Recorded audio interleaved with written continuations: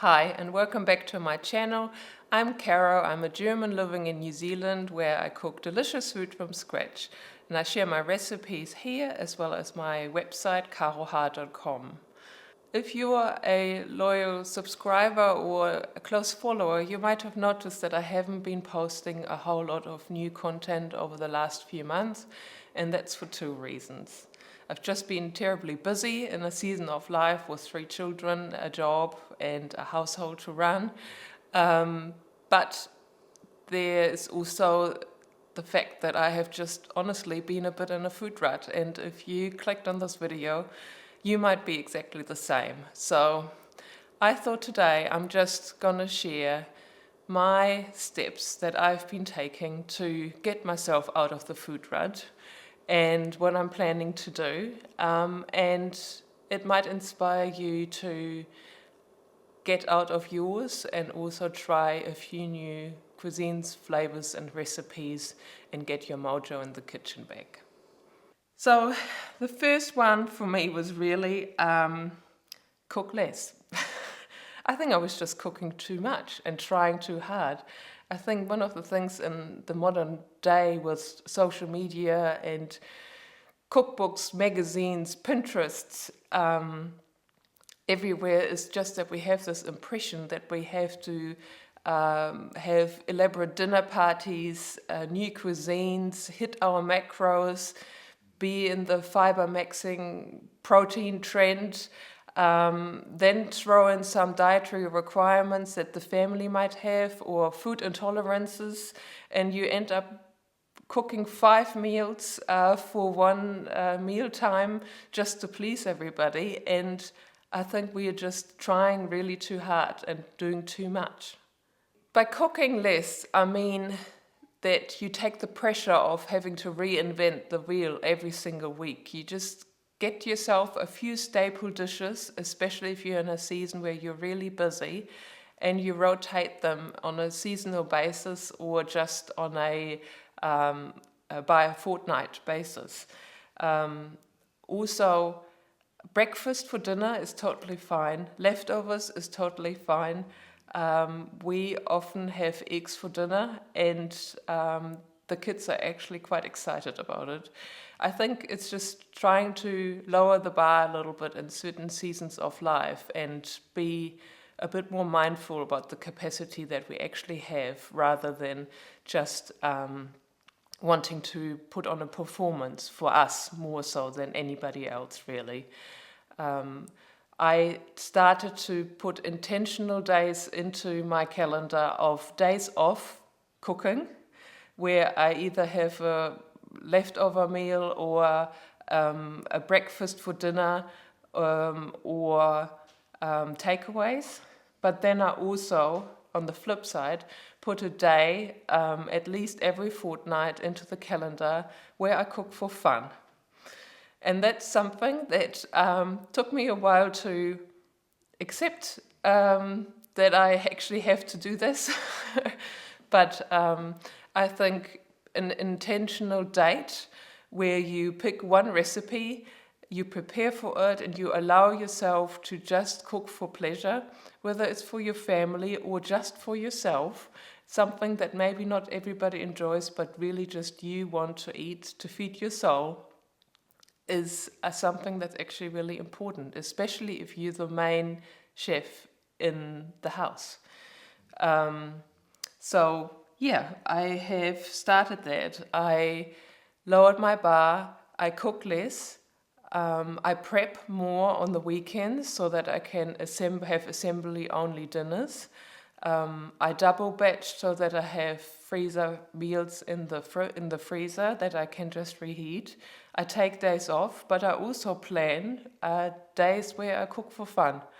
That happens to be mainly a Saturday, where I have a bit more time, where I carve out 1 or 2 hours. It doesn't have to be an elaborate meal, but where you just intentionally maybe try one of those 200 recipes that you have saved on your Instagram or Pinterest or TikTok and actually do it. And think about the flavors and cuisines that you would like to try. The second one, and I just touched on that, is to cook for yourself. I think especially as a mom, you can just get into this routine of pleasing everybody else and actually forgetting of what you personally like. Once a week, maybe just make a simple deal, maybe once a week, just make a simple meal for the family, or heat up some leftovers for them and cook something that only you enjoy. For me, for example, that's seafood. I love seafood. We live by the ocean, and that's something I just thoroughly enjoy. And so once a week during the week, for lunch, I'm lucky I work from home, I make myself a nice meal, a nice lunch, just for myself. And that's something that nobody else would enjoy.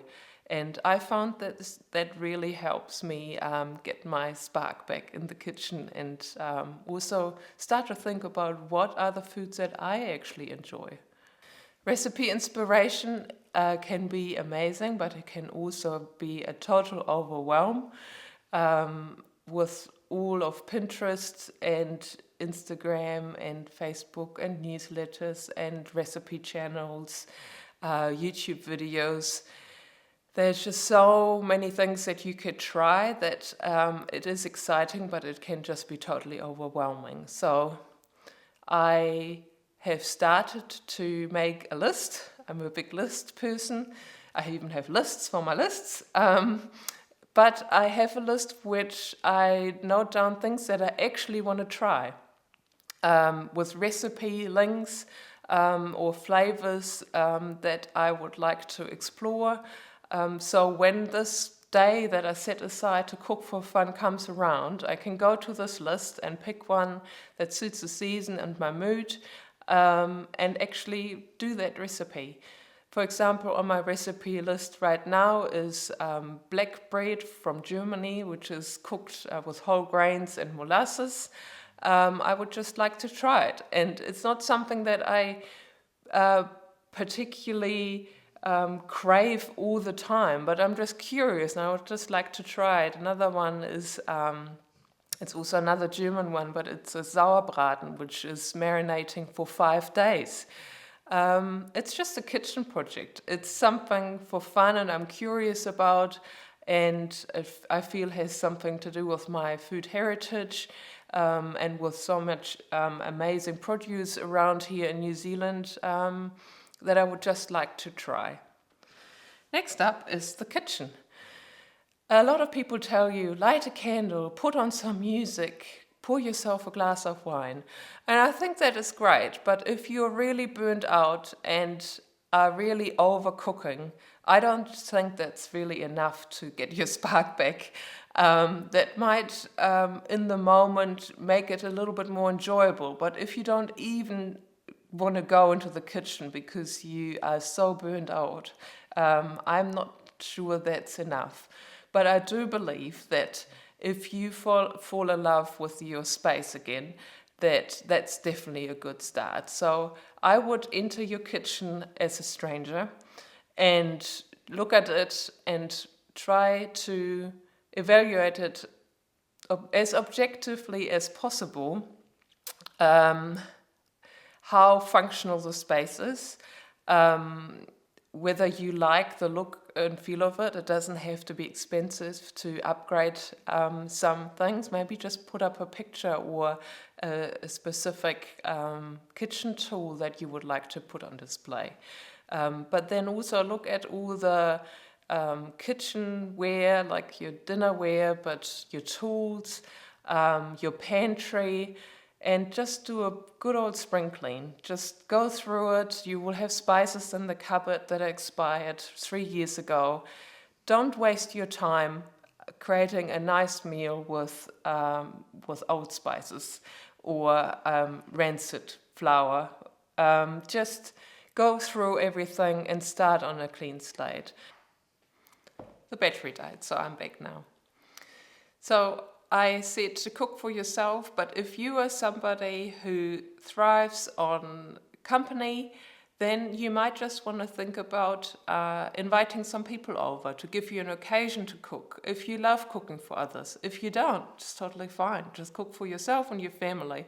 But if you do like to cook for others and you haven't done it in ages, maybe it's time to invite them over. Nothing too elaborate. You don't need to serve a 4-course meal. You can also ask them to bring a plate.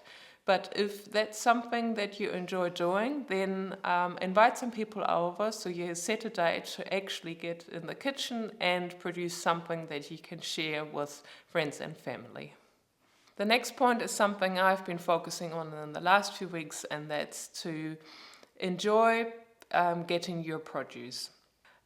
Click and collect or delivery from the supermarket has its place, and it's very much necessary in busy lives, but it's also good to visit your farmers markets, go to food stalls, connect with regional local growers and producers, and not only support them but also find out a little bit more about their story. Once you have that produce that's seasonal, regional, it doesn't have to be your whole shop, just a few items. You have something that you can build a menu or a nice dish around and go from there. So you basically re-engineer your process. Rather than starting with a recipe, you're actually starting with the produce. In our area, for example, we have a lot of citrus at the moment. Everybody is giving you a bag of organically grown lemons. And it's just a great time to think about, okay, what are the lemon recipes that I would like to try? How could I maybe preserve this produce and enjoy it in the months to come? So start with the produce and seek out some new sources to get excited about it again. Learn something new. Food is an area where you can never stop learning. You can always find out more recipes or ways that something is prepared. And I think it's once we get too comfortable in our own ways, we can often also get stuck in it. So set yourself a few areas that you would like to learn more about. Maybe it is fermenting, maybe you want to get onto the sourdough train, you want to get a smoker, you finally want to buy this air fryer or an Instant Pot, or you would like to try 100 ways to cook eggs. I mean, they are just different topics that you can set yourself, new cuisines. Vietnamese, for example, is something that I'm interested in the moment, and I read and learn a lot about. But also, sometimes it's just falling in love with a new creator on YouTube or on the internet or in your local area that you like to learn from. Go on a workshop or go and join an online community. Cooking communities are popping up over Substack all over, as well as here on YouTube. So just put yourself into an amateur mindset and learn new things, and that will get not only the creative juices flowing, but also gets you a little bit out of the comfort zone and makes you hopefully excited about the kitchen again. It's also along the lines of something new, but it's actually new maybe to you. It's back to basics. I have been thinking about hunting and gathering and foraging and fishing and cooking over fire. Maybe it's just sometimes getting out of the kitchen and exploring new ways of getting your produce or preparing it. I was thinking about the school holidays are coming up and doing a picnic and s'mores on the beach with a blowtorch. Just some things that just are a little bit different and get you out of the routine, but are food and cooking related that can spark your interest again. For us, we are by the sea, so we would like to go fishing off the wharf during the holidays. I doubt we will catch anything other than maybe an old boat, but just the the process of going, maybe catching something, taking a thermos of hot cocoa and maybe a few biscuits or hot soup or something, and just make it a bit of a happening. And you don't have to center it around the food, but the food can just be part of the experience. I mentioned before about joining a club, but I think with so many interests, just like sports or crafts or other hobbies that you might have, if cooking is your hobby, join a club or create your own cooking club. Cookbook clubs are everywhere online as well as in person.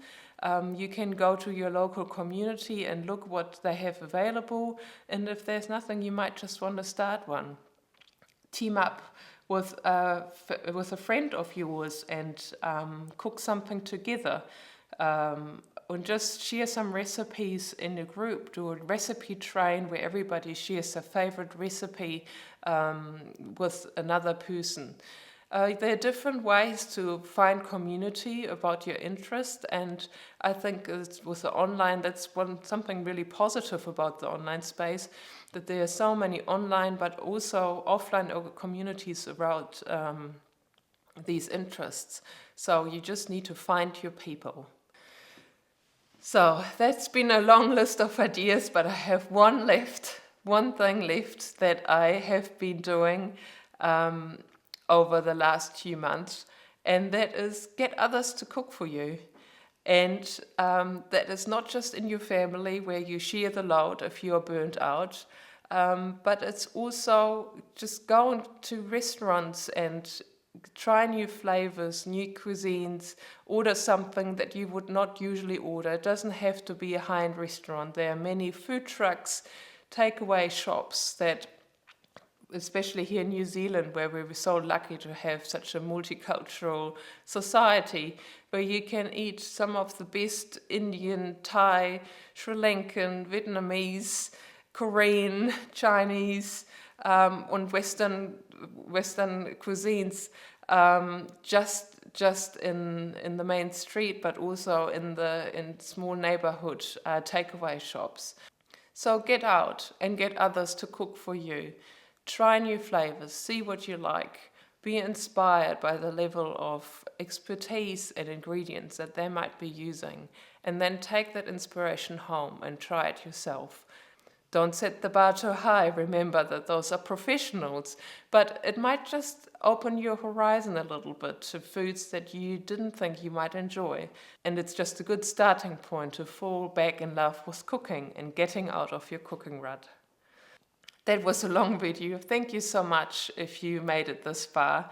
Maybe leave a comment below and let me know what of the ideas you would like to try or you have tried, and more importantly, if you have any other ideas that I or anybody else in a cooking rut could try that might have helped you in the past.